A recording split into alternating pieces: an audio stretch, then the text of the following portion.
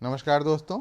आज 21 जनवरी है और आज के द हिंदू में क्या और क्यों पढ़ें इसे लेके हम फिर से हाजिर हैं। आज जो पहली न्यूज है, वी डिड नॉट वेट, है ना।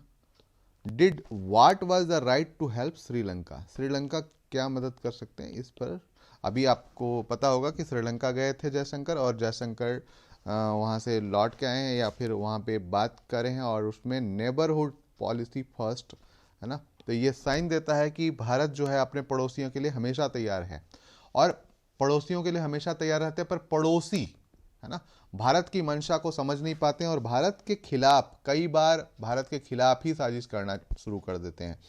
भारत एक ऐसा देश है जो कि वसुधैव कुटुंबकम पर आधारित है। वसुधैव कुटुंबकम का मतलब है पूरा विश्व ही हमारा परिवार है ना, और इस पे काम करता है। बट कई जो देश हैं, जैसे कुछ पड़ोसी देश, बांग्लादेश कह सकते हो आप, पाकिस्तान कह सकते हो, ये सामान्यतः उस रिश्ते को समझ नहीं पाते और कई बार हमारी ही पीठ में चूना भोंकने का कार्य करते हैं। तो इसके कारण, और वो ट्रेड डेप्ट पे या एक तरीके से चीन के डेप्ट पॉलिसी में फंस जाते हैं, और फिर उसके बाद उनके पास कोई उपाय नहीं रहता, तब वो भारत की तरफ ताकते हैं। जैसे अभी देखा होगा, पाकिस्तान ने भी घुटने टेक दिए, अब कहा कि 3 युद्ध भूलना चाहते हैं, हम सीरियस बात करना चाहते हैं।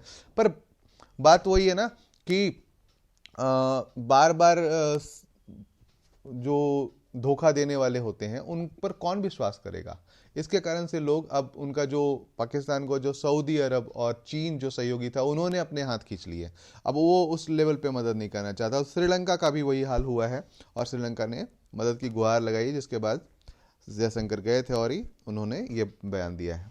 ठीक है, उसके बाद जो अगली न्यूज है वो बहुत इंपॉर्टेंट है, ये ध्यान रखिएगा।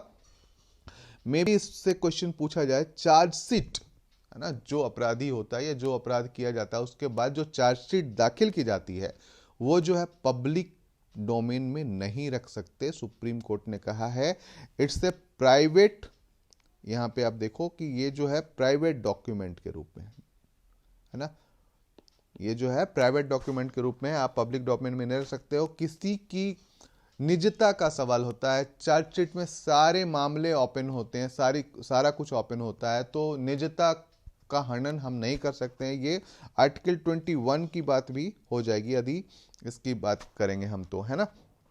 तो ये आपको देखना है। उसके बाद जो हमें देखना है वो है कि वायनाड, है ना, वायनाड जो है becomes country's first district to provide basic document to all tribal people, है ना। बेसिक क्या है, बेसिक में क्या, Aadhaar card, ration card, birth date certificates, election ID, bank account and health insurance, all tribal people.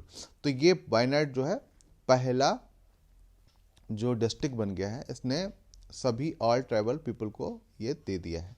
तो ये बहुत अच्छी शुरुआत है। इस तरीके का आदर्श हमें लेना चाहिए, और अन्य जो राज्य हैं या अन्य जो जिले हैं जो इस प्रकार की चीज मतलब पिछड़े हुए हैं, उनको ये एक आदर्श के रूप में लेके और इस पर काम करना चाहिए। ठीक है, तो आप ये देख लेंगे। इसके बाद जो है, इस पेज पर आज आपको एडिटोरियल के सभी आर्टिकल्स पढ़ने हैं। सबसे पहले जो है ट्रेड विंड्स, है ना। ट्रेड विंड्स है, इंडिया का एक्सपोर्ट वगैरह की बात की गई है, लोअर हो गया है, तो किस प्रकार से ये कम हुआ है या कोविड का कारण क्या हुआ है। साथ ही साथ ये देखना है कि जो फॉल्टरिंग वेस्टर्न इकोनॉमीज, है ना, are yet to Indian export. चूंकि हमारा जो निर्यात है वो सबसे ज़्यादा पश्चिमी देशों या अमेरिका को है, यदि वो कमज़ोर होते हैं, उनकी अर्थव्यवस्था गिरती है, तो सीधी सी बात है कि हमारा एक्सपोर्ट गिरेगा, और इसी पे ये बात की गई है। उसके बाद there is a hardly any autonomy at the panchayat level, है ना। तो यहाँ पे पंचायत लेवल को क्या वो मिला है, क्या बोलते हैं उसको, इसमें मामला एक वो था कि जो पंचायती राज सिस्टम है, 73वां और 74वां संविधान संशोधन आपको याद होगा, उसमें जो पंचायतों को जो अधिकार मिले हैं वो कितना जमीन पर है, क्या सच में वो अपने जो अधिकार हैं उसको एंटरटेन कर पा रहे हैं, इसके बारे में पूरी बात की गई है। ठीक है, तो आप इसे देख लेंगे। उसके बाद जो अगला आर्टिकल है वो है एजिंग फैक्ट्री। आपने देखा होगा कि चीन की जो जनसंख्या है वो धीरे धीरे बूढ़ी होती जा रही है या डिक्लाइन करती जा रही है। तो जब भी कोई जनसंख्या कम होती है, जनसंख्या की वृद्धि दर नीचे गिरने लगती है, तो जो वहाँ की जनसंख्या होती है उसमें वृद्धों की संख्या बढ़ने लगती है ना। तो एजिंग फैक्ट्री की बात की जा रही है और इसी पे पूरा मामला है। तो आप इसे, उसके बाद है ये G20 presidency amplify south Asia voice, है ना। जो G20 की प्रेसिडेंसी है भारत के पास, वो साउथ एशिया के आवाज़ को, मतलब गूंजेगी साउथ एशिया की आवाज़, और उसमें जो मुद्दे हैं, जो हमारे साथ, जो हमारे आर्थिक, सामाजिक, राजनीतिक मुद्दे हैं, उन पर बात की जाएगी। साथ ही साथ यहाँ पे आप देखो कि सस्टेनेबल डेवलपमेंट गोल्स की बात की जाएगी, है ना। क्लाइमेट फिनेंस फॉर लाइफ की बात की जाएगी, लाइफ स्टाइल फॉर इन्वायरमेंट, मतलब इस तरीके से आप समझो कि लाइफ स्टाइल। उसके बाद है वन अर्थ वन फैमिली वसुधैव कुटुंबकम की बात। तो यहाँ पे climate finance and life style for environment, इसके बारे में आप, एक टर्म है लाइफ स्टाइल फॉर इन्वायरमेंट, यह है कि हम ऐसा जीवन जिएं जिससे पर्यावरण को भी नुकसान ना पहुंचे, या पर्यावरण को उतना ही नुकसान पहुंचे जितना वो रिकवर कर ले या फिर से वो उसमें कर ले। तो इसी पे पूरी बात की गई है। साथ ही साथ एनर्जी, हेल्थ, फिनांस की बात की गई है ना। इंडिया इंडोनेशिया एमर्जिंग जो इकोनॉमीज हैं उनकी बारे में बात की गई है। चार्टिंग द वे फॉरवर्ड, जो हम लोग करने वाले हैं उसके बारे में बात की गई। तो आप इसे पढ़ लें, बहुत ईजी है, बहुत आसानी से समझ में आ जाएगा। इसके बाद जो है हम इसके बाद आते हैं, एजिंग फैक्ट्री हो गया। On the shifting bank of the Ganga, जैसे आप इस चित्र को देख ही रहे हैं, आप यहाँ समझो कि यहाँ तक नदी जा रही होगी और ये धीरे धीरे धीरे धीरे इधर की ओर बढ़ती जा रही है ना, इधर की ओर बढ़ती जा रही है। तो इससे क्या होगा, यह मकान जाएगा, और यदि आप सोचो कि ये धीरे धीरे यहाँ तक बढ़ती गई तो ये पूरा का पूरा जो गांव है वो खत्म हो जाएगा। तो नदी का प्रवाह, है ना, कई कारकों पर निर्भर करता है। आपने ज्योग्राफी में पढ़ा होगा कि नदी का प्रवाह कई कारकों पर निर्भर करता है ना। तो जब वो कारक, जैसे आप समझो कि नदी अपना जो रास्ता है वो मोड़ रही है, तो उसके कारकों में यह भी है कि क्या है कि हम या जो भूगर्भीय संरचना है वो शिफ्ट कर रही है या उथल पुथल हो रही है, तो उसके कारण क्या होगा, नदी के प्रवाह में गड़बड़ी आएगी। तो गड़बड़ी आएगी तो आप उस प्रवाह के साइड में, या प्रवाह के, आपने यह देखा कि यह संभावित प्रवाह क्षेत्र हो सकता है, और वहां पे आपने यदि गांव बसाया है तो क्या होगा, डूबेंगे। और इसी पे पूरी बात की गई है ना। तो आप इसे पढ़ लें, आपको ये समझ में आ जाएगा बहुत आसानी से। इसके बाद जो अगली न्यूज़ है वो है SC decline to entertain petition on caste census, है ना। SC decline to entertain petition on caste census.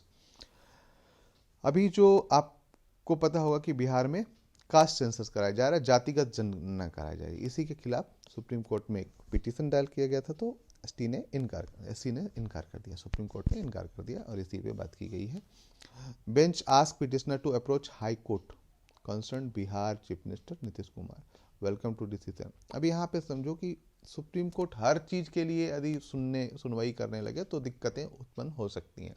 तो उसने कहा है कि भाई आप बिहार हाई कोर्ट में जाइए, पटना हाई कोर्ट में, वहाँ से आप बात करिए, है ना। तो इसे आप देख सकते हैं। एक, अब यहाँ पे ये देखना था कि जातिगत जनगणना अच्छी है या बुरी है ना, कराई जानी चाहिए या नहीं कराई जानी चाहिए, ये एक डिबेट का विषय है। और मे भी इसमें सोशियोलॉजी वाला जो पार्ट है आपका, वहाँ से एक क्वेश्चन बन सकता है। तो यहाँ पे आप देख सकते हैं इसको। उसके बाद है इसी पेज में है एक न्यूज़ है, India can lead effort to find new TB vaccine, है ना। इंडिया कैन लीड से former WHO scientist, World Health Organization के साइंटिस्ट ने कहा है कि इंडिया जो है लीड कर सकता है टीबी के वैक्सीन के लिए। तो ये अच्छी बात है। यहाँ पे आपको ये देखना है कि टीबी का प्रसार, आखिर टीबी के बारे में कहना क्यों पड़ा है, और टीवी का प्रसार भारत में कितना है, और क्या यह कोविड से ज़्यादा खतरनाक है मृत्यु दर के मामले में। तो आप इसे एक बार थोड़ा सा रिव्यू कर लेंगे इसका, ठीक है। इसके बाद है new guideline to regulate promotion of on social media, है ना। यहाँ पे मामला है कि new guideline to regulate promotion on social media. जैसे आपने देखा होगा सोशल मीडिया पर आप कई चीज़ों के प्रमोशंस करते हैं, कोई दुकान की कर रहा है, कोई प्रोडक्ट की कर रहा है, कोई चीज़ें कर रहा है। तो इसके लिए, है ना, इसके लिए किस तरीके से रेगुलेट किया जाए, इसी के बारे में बात की गई है। आपने देखा होगा कई सोशल मीडिया प्लेटफॉर्म है जो कि रील्स बना रहे हैं और उनमें कुछ बीच में कोई ना कोई प्रमोशन की, ये चीज़ें ले लो या ये चीज़ें ले लो, इस तरीके के प्रमोशंस आते हैं। तो उनको रेगुलेट करने के लिए न्यू गाइडलाइंस की बात की गई है। तो आप इसे पढ़ लें, बहुत आसानी से समझ में आ जाएगा।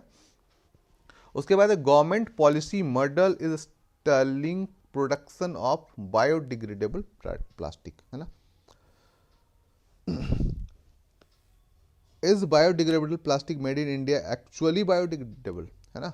यहाँ पे मामला बन रहा है। आपने देखा होगा कि सिंगल यूज प्लास्टिक बंद हो गया था, लेकिन आज भी हमारे यहाँ बायोडिग्रेडेबल प्लास्टिक बोल के कई ऐसे प्लास्टिक हैं जो बायोडिग्रेडेबल नहीं है।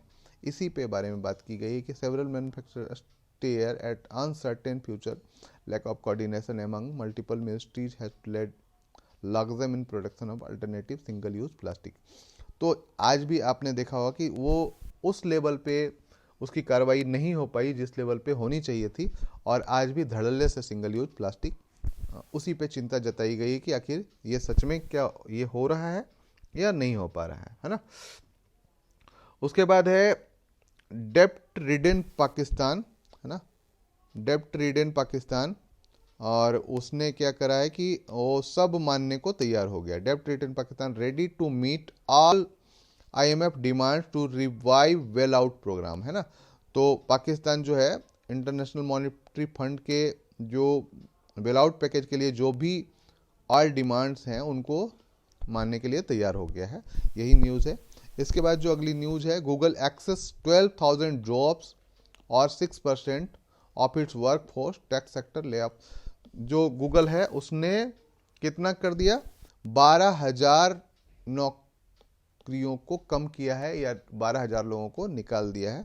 ये बहुत बड़ी न्यूज़ है और ऐसा यदि किया जाता है बड़ी कंपनियों के द्वारा तो ये एक बहुत ही ट्रेंड जो है खतरनाक बन जाएगा।